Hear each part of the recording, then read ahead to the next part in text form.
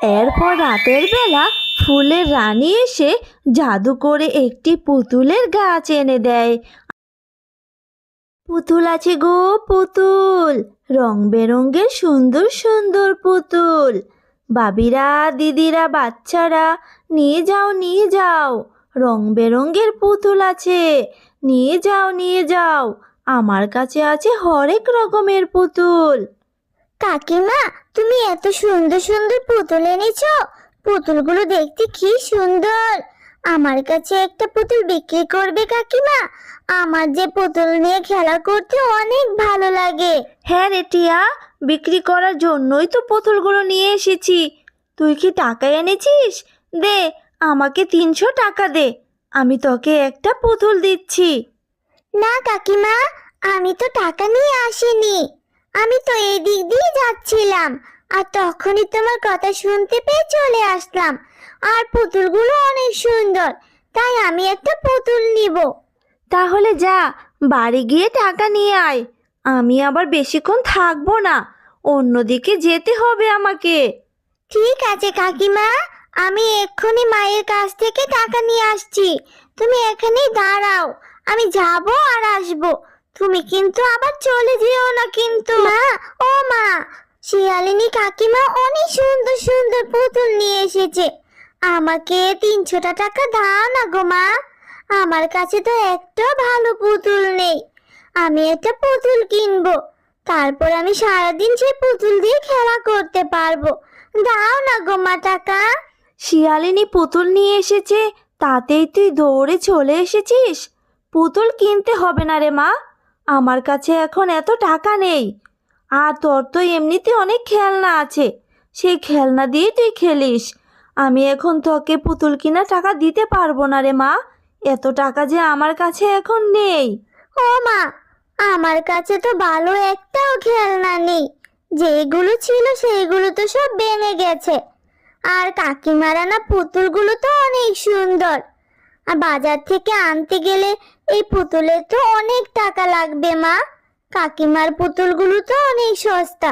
তুমি দাও না গো মা আমাকে টাকা, আমি একটা পুতুল কিনবো। দাও না মা টাকা। পাগলামো করিস না রে মা, এত টাকা যে আমার কাছে নেই। আর পুতুলের তো অনেক দাম, এত টাকা আমি তোকে কি করে দিব বল? ও মা, একটা পুতুল কিনে দিলে কি হয়?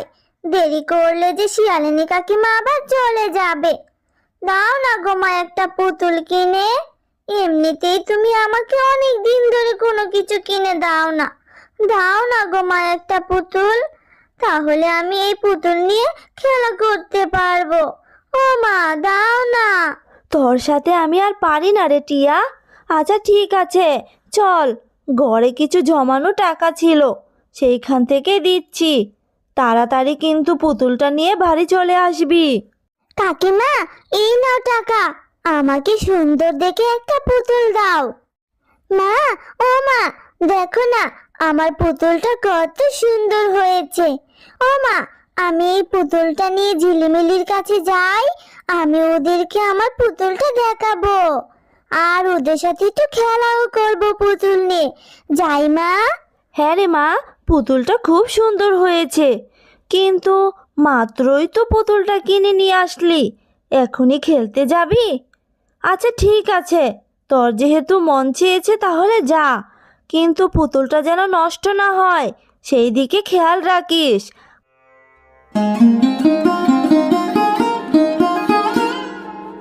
টিয়া, এই টিয়া, আজকে তুই এত খুশি কেন রে? আর তোর হাতে এটা কি? কোথায় থেকে কিনেছিস? হ্যাঁ রে জিলি, আমি আজকে শিয়ালিনী কাকিমার কাছ থেকে এই পুতুলটা কিনেছি।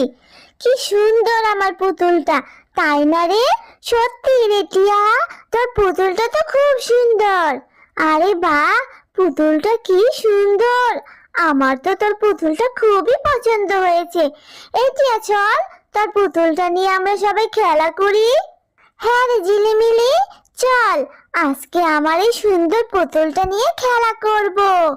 আমি তো আজকে অনেক খুশি এত সুন্দর একটা পুতুল কিনতে পেরে।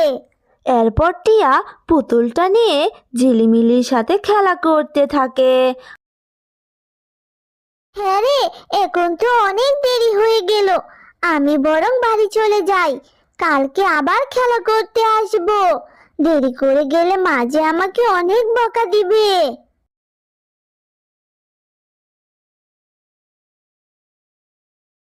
মিলি, এই দেখ, টিয়া তো পুতুলটা নিতে ভুলে গেছে। পুতুলটা কত সুন্দর। চল চল, আমরা এই পুতুলটা নিয়ে বাড়ি চলে যাই। আমরা এই পুতুলটা টিয়াকে হাত দিব না। আমাদেরকে জিজ্ঞাসা করলে বলবো পুতুলটা আমরা নেইনি। হ্যাঁ রে জিলি, চল আমরা পুতুলটা নিয়ে তাড়াতাড়ি বাড়ি চলে যাই। তুই আর আমি মিলে পুতুলটা লুকিয়ে লুকিয়ে বাড়িতে গিয়ে খেলা করব।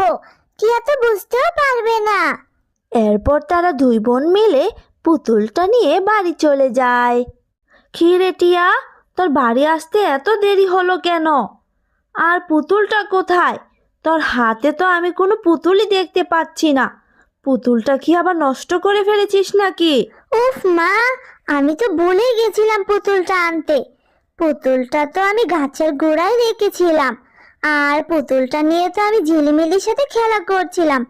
কিন্তু আসার সময় তো পুতুলটা আনতে ভুলেই গেছি মা। আমি বরং এখন গিয়ে নিয়ে আসি। আমি জানতাম তুই এমনটাই করবি। এখন আর যেতে হবে না, ভাত খেতে আয়। খাওয়া শেষ করে তারপরে যাস। কিন্তু মা, এতক্ষণে যদি কেউ আবার আমার পুতুলটা নিয়ে যায়, আমি তো তখন আর বুঝতেই পারবো না কে নিল। আমি বরং এখনই পুতুলটা নিয়ে আসি, তারপর এসে ভাত খাবো। আচ্ছা ঠিক আছে, পুতুলটা নিয়ে তাড়াতাড়ি চলে আসিস। আরে আরে, এখানে তো আমি কোনো পুতুলই দেখছি না। আমি তো পুতুলটা এখানে রেখে খেলা করছিলাম। তাহলে পুতুলটা কোথায় গেল? ও, বুঝেছি, ঝিলিমিলি মনে হয় পুতুলটা নিয়ে গেছে। নিয়ে গেলে তো ভালোই হবে। আমি বরং ওদের কাছ থেকে পুতুলটা নিয়ে নিব। ও মা, পুতুলটা তো এখানে ছিল না। আমার মনে হয় ঝিলিমিলি পুতুলটা নিয়ে গেছে। তুইও হয়েছিস না টিয়া, কতবার বলেছিলাম পুতুলটা নিয়ে যাওয়ার দরকার নেই। তারপরও তুই পুতুলটা নিয়ে গেলি খেলা করার জন্য। আবার কি করলি? পুতুলটা রেখেই চলে আসলি।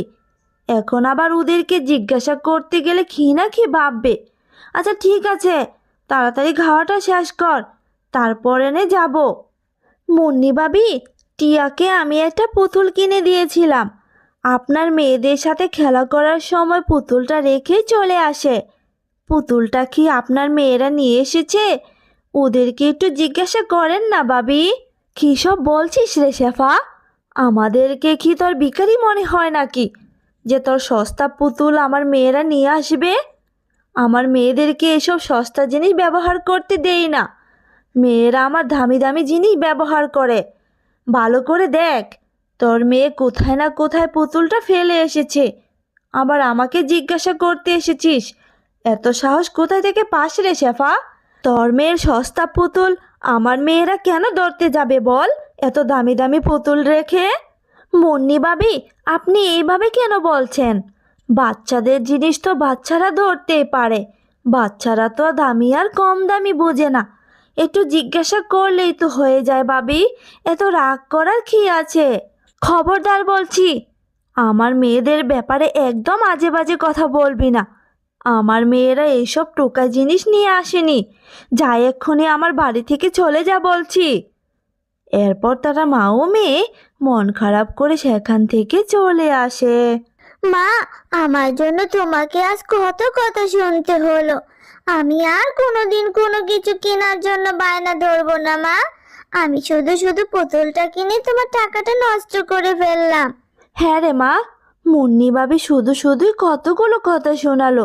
আচ্ছা যাই হোক রে মা, এখন আমি কাজে যাচ্ছি, তুই বাড়ি চলে যা। আবার টাকা জমিয়ে আমি তোকে না হয় আরেকটা পুতুল কিনে দিব। তুই মন খারাপ করিস না রে মা। আজকে আমার মনটা খুবই খারাপ। আমি এক কাজ করি, এই বাগান থেকে ফুল নিয়ে যাই, বাড়ি গিয়ে মালা গাঁথবো। তাতে যদি মনটা একটু ভালো হয়। টিয়া, এই টিয়া, কত সুন্দর একটা মেয়ে তুমি। তোমার মনটা এমন খারাপ কেন? কি হয়েছে তোমার? এই মিষ্টি মুখটা কি খারাপ থাকলে ভালো দেখা যায়? এরপর টিয়া ফুলের রানীকে সব ঘটনা খুলে বলে। ও, এই ব্যাপার, তাহলে তো তোমার সাথে খুবই অন্যায় হয়েছে। আচ্ছা ঠিক আছে, তুমি আর মন খারাপ করো না, আমি তোমাকে একটা উপহার দিচ্ছি। এই নাও, এই ফুলটা তুমি বাড়িতে গিয়ে রোপণ করে দিবে। রোপণ করে তুমি যা চাইবে তাই পাবে।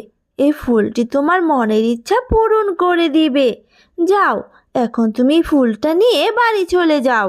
এরপর টিয়া বাড়িতে এসে ফুলটি বাড়ির উঠোনে রোপণ করে দেয়। এরপর রাতের বেলা ফুলের রানী এসে জাদু করে একটি পুতুলের গাছ এনে দেয়, আর গাছে অনেক সুন্দর সুন্দর পুতুলও ধরা ছিল। মা, ও মা, আমাদের উঠোনে এত বড় একটা পুতুলের গাছ হয়েছে, আর গাছে কত পুতুলও ধরেছে। কি অবাক কাণ্ড! কত সুন্দর সুন্দর পুতুল গো মা। আরে আরে, এ তো অবাক কাণ্ড! গাছে কি আবার কখনো পুতুল ধরে নাকি? আমি তো কিছুই বুঝতে পারছি না রে মা। টিয়া, এটা হলো জাদুর পুতুলের গাছ। এই গাছের পুতুল কখনো শেষ হবে না। তুমি অনেক ভালো মেয়ে টিয়া, তাই সৃষ্টিকর্তা তোমার মনের ইচ্ছা পূরণ করেছে। এখন থেকে এই গাছের পুতুল দিয়ে তুমি খেলা করতে পারবে, আবার তোমার মা বাজারে বিক্রিও করতে পারবে।